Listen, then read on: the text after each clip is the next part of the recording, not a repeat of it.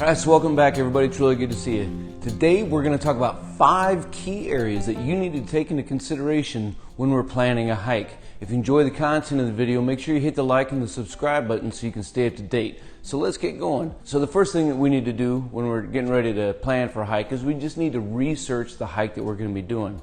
Whether you're using Google, which is a lot of times, what I'll do, I'll hit up a Google search for a hike in the area, and once I have a specific trail name or location that I want to go to, I'm going to search that specific area. I'm going to go onto YouTube, I'm going to find some other videos that people have posted about what this area is actually going to look like. I'm going to look at just Google images. Is there something worth seeing along the way on this hike that we can encounter? And I also may try to find some local groups or communities in the area, especially if it's outside of my own, and see what they have to say about these particular areas. And of course, there's all kinds of trail and hiking apps out there that we can utilize as well to find some good reviews and to see some other considerations that we need to take prior to stepping out.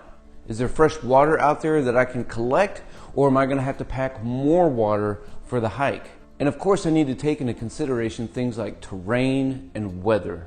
So what is the terrain that I'm going to encounter? Is it generally flat? Are there a lot of mountain ridges? This is going to impact, the wear and tear it's going to have on my body depending on how heavy my pack is, as well as, what am I going to encounter along the way? Maybe I'm a hammock guy. Is there trees out in this area, or do I need to pack a tent? And then when it comes to things like weather, we know it's kind of obvious, but if we get to stepping out to some place that's outside of our area, we may be unfamiliar with the weather in the area. Is it going to be a known drought season? Is it going to be a known raining season? This can take into consideration things like flash flooding, not having available water at all where we're going. And again, all these things are going to take into consideration with how I pack and how I plan and prepare to step out on this hike. And of course, another good consideration when we're trying to plan a hike is to go find a guidebook.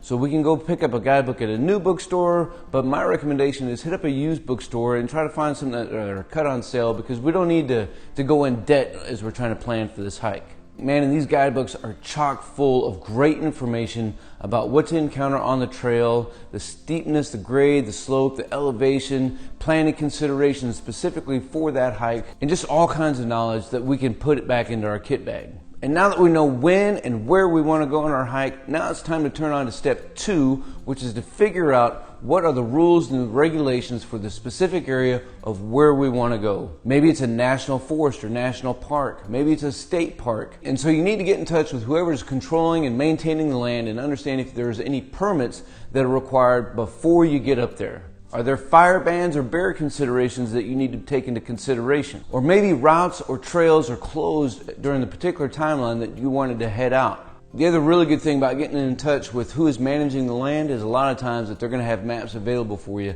Sometimes you can pick them up on site, and sometimes they'll even mail them out to you. And so speaking of maps, now we're ready to start talking about the third key area when it comes to planning our hike, and that is planning a route. Whether we're talking about a short day hike and out and back, maybe we want to do a loop, a through hike, just set up a base camp. Whatever it is that you want to do, you need to get a solid map, and a topographical map is best because it's going to provide the most detail of what you can expect when you get boots on the ground. You need to take into consideration things like the elevation change, because again, this is going to impact what your mileage markers can be per day. While in some places you may only get 5 miles a day, in other areas you may be able to get up to 15 or 20 miles a day. What are some different benchmarks that we're going to see along the way? Is there a known major terrain feature that you want to go to and stop at to set up a camp? Are there just things that you expect to see along the way? And these are all important, not only as we're trying to plan a route day to day, but it also serves as a safety precaution so that we can work our way back. And so the fourth consideration that we need to take into account is actually packing itself. Choosing the right pack for this hike. Maybe all you need is a small 18-liter pack. Maybe you need a 30-liter pack. Maybe you need a 70-liter pack. And so what size pack you're going to need for this hike is going to be dictated about what your goals and objectives are, how long you're going to be out on the trail. One of the primary things we need to get inside our pack, of course, is food and water. And we need to know how much of each one we need to take out on the trail with us. You know, we've done some reconnaissance, we've talked to local communities, we've done our Google searching, whatever it is. And so we should know, based on the time of year and what's available out on the trail, how much water that we can take with us compared to how much water is going to be out there. And we can also take into consideration how much Scooby snacks and food that we need to take out there with us. How about just some basic survival gear that you need to take out with you?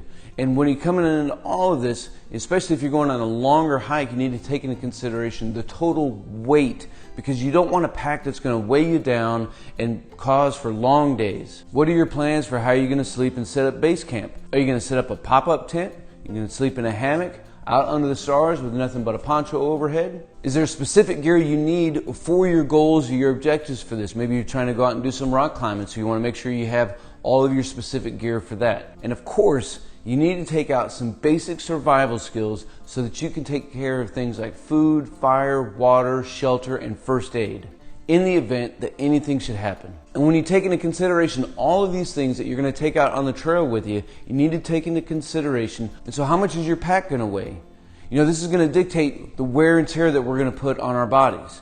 And there may be some things, if I'm not going out on a solo hike, that other people can share as well. And so the last thing I'm going to leave you with when it comes to packing is to make sure you physically check that everything works the way you expect it to.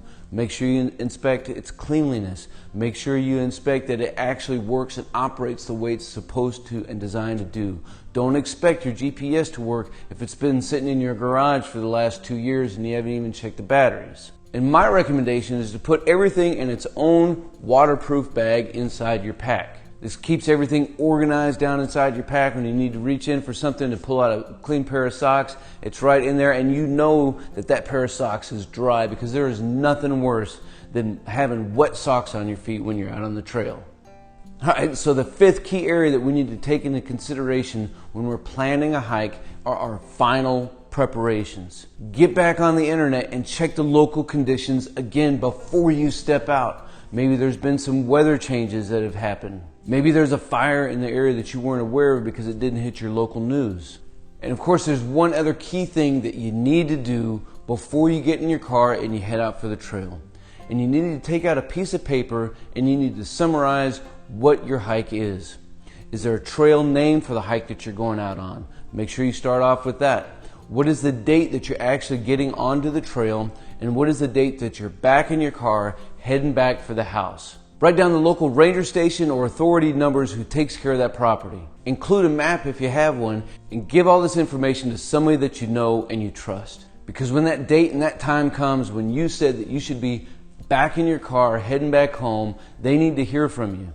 And if they don't, they need to try getting in touch with you. And after a certain period of time, of course, they need to try to get in touch with the local authorities. Because unfortunately, accidents happen while we're out on the trail, and we need to take this into consideration. Okay, everybody, so there you have it. 5 key areas I need you to take into consideration as you're starting to plan a hike. If you enjoyed the content of the video, make sure you hit the like and the subscribe button so you can stay up to date. Most importantly though, if there was a question that you had or another key area that you want somebody to take into consideration, leave a comment down below so we can keep the conversation rolling. And as always, until then, we'll see you.